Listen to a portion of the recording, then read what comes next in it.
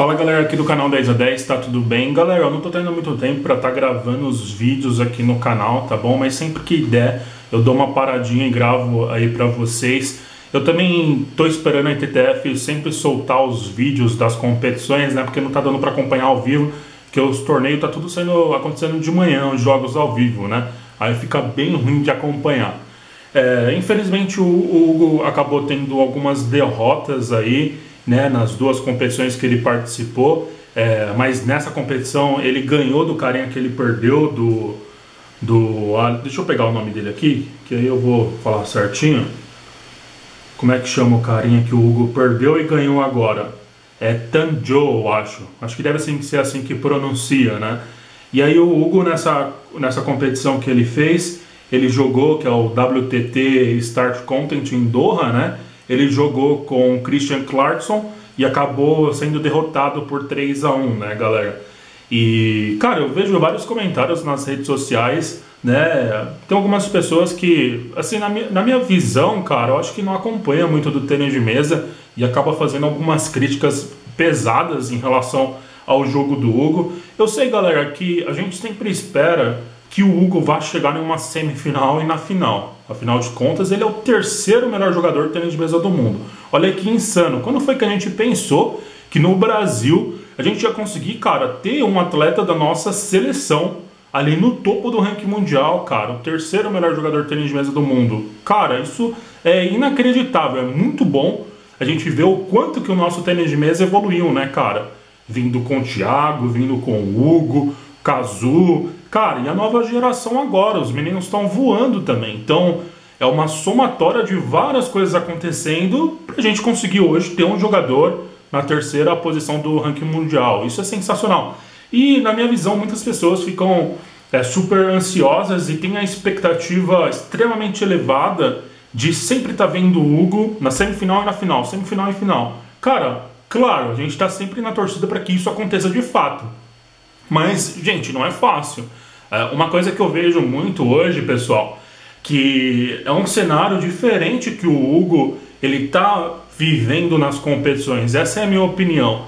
Antigamente, quando o Hugo tinha uma posição menor no ranking mundial, ele entrava na mesa sem ser o favorito, mas com um potencial de jogo gigantesco e ganhava de todos os caras grandes. Só que agora ele é o cara grande no cenário internacional. Então todo mundo que entra na mesa hoje, né, menos os chineses ali, mas mesmo o chinês fica com muito medo do Hugo. O Fan Zhendong, que é o número 1 do ranking mundial, já perdeu pro Hugo, para vocês terem noção. Todo mundo que entra hoje na mesa para jogar com o Calderano, cara, entra solto, leve, porque quem tá entrando não é o favorito a vencer. Quem tá com um peso, com toda a responsabilidade nas costas, acaba sendo o Hugo, que tá ocupando a terceira posição, né? Então, antigamente o Hugo entrava sem ter essa pressão, né? Óbvio, tem sempre a pressão porque você está defendendo o Brasil, então, né, a torcida do Brasil vai querer sempre que você ganhe. Mas no cenário internacional, quando você tem menos ponto no ranking mundial, a galera tende a torcer mais para você. E você tem a liberdade de entrar totalmente solto na mesa, porque a responsabilidade de ganhar não é sua. Se você está com menos ponto no ranking mundial, quem tem que vencer é aquele cara que está bem posicionado. Então hoje o Calderano ele está na terceira posição e está todo mundo querendo a vaga dele. A pressão e a responsabilidade só aumenta, sabe? Então a torcida brasileira vai cobrar mais, né? O ranking mundial, a posição no ranking mundial vai cobrar que ele vença cada vez mais jogos. E, cara, na minha visão isso ainda é novo, sabe? Isso ainda acaba sendo novo dentro do cenário do Hugo. Então, uma coisa que eu percebo muito nos jogos que o Hugo tem feito é que, de maneira nenhuma, o Hugo pode dar a possibilidade do cara que está jogando com ele conseguir fazer pontos seguidos e montantes de pontos um atrás do outro. Isso não pode acontecer. Eu reparo muito isso no tênis de mesa chinês. É difícil, pessoal, a gente vê o Malong, a gente vê o Fan Zhendong deixando quem está do outro lado, né, o Fan Zhendong, deixando quem está do outro lado conseguir muitos pontos um seguido do outro. É muito difícil, porque imagina só você que está abaixo do ranking mundial, você vai jogar com um cara que está acima do seu ranking mundial, você não tem favoritismo nenhum para vencer, como é que você vai entrar na mesa? Você vai entrar na mesa livre, leve e solto. Você vai entrar com toda a vontade do mundo e com toda a liberdade do mundo, porque a pressão não está em cima de você. Então, se você entra em um jogo assim e consegue colocar muitos pontos seguido, cara, você cresce muito, sabe, na partida. Porque a pressão alivia, cara, alivia demais. E você ganha confiança. O tênis de mesa é muito a confiança de jogo. Se você entrar na partida e consegue fazer um ponto atrás do outro, em um jogador que está acima do seu ranking, isso acontece até no clube, pessoal, em todos os níveis, né? Uma coisa legal do tênis de mesa é que quem treina, quem joga e quem compete, sabe que isso acontece também, cara, no seu clube, não é diferente. Óbvio que o Calderano hoje é outro patamar, a gente está falando dos melhores atletas de cada país do mundo. Então a gente está falando dos melhores jogadores, é outro patamar de pressão, mas o básico, a essência, cara, é a mesma, né? Acaba sendo a mesma. Quando você vai jogar com alguém no seu clube, se você joga melhor e você vai jogar com alguém e essa pessoa começa a fazer um monte de ponto e tal, ela fica super motivada e fica difícil você ganhar a partida. É por isso que a gente vê nos campeonatos muita gente que teoricamente tem um nível mais baixo, né? Teoricamente tem um nível menor, ganhando dos caras que jogam há um tempão, 5, 10, 15 anos, sabe? Porque essa confiança, essa vontade de jogar, que quem não tem a responsabilidade de ganhar um jogo quando entra na mesa, funciona muito bem. Então, galera, para fazer um resumo, foram duas derrotas que, cara, quem torce pelo tênis de mesa não gostaria de ver. A gente gostaria de ver o Calderano na semifinal e na final sempre, né? Mas na minha visão, galera, faz parte da jornada. A gente ainda tem aí 3 anos para as Olimpíadas de Paris. Então, com certeza o Hugo precisa conseguir chegar em semifinal, em final com bastante constância, né? Para quando chegar aos Jogos Olímpicos ele tá bem ranqueado. Só que, galera, a gente tem que apoiar. Eu acho que quanto mais a gente apoia, quanto mais energia positiva. Uma coisa que eu queria ver mais também é que, infelizmente, cara, essas competições de tênis de mesa, elas não acontecem aqui no Brasil. Acho que, né, eu sei que em relação a uma relação geográfica e também financeira para esses campeonatos virem para o Brasil não é uma vantagem tão grande, mas seria muito legal ver essas competições por aqui.